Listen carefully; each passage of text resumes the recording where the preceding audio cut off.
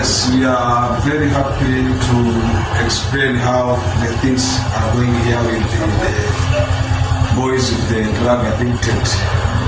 Normally they use cannabis, heroin and alcohol, but we thank God because you saw them are now sober, they are under program. We're making them busy and we do some works. They make those sandals you see here, and those sandals, when they sell it, they'll be able to get some small money to help them themselves and also to get some money for food and also pay the rent for them.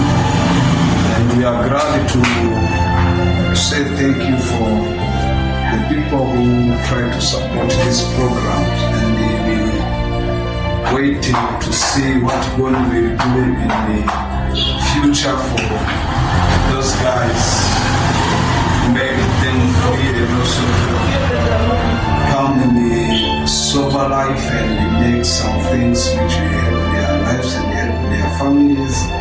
We are glad also many people who are having a burden to support this program. May God bless you so much.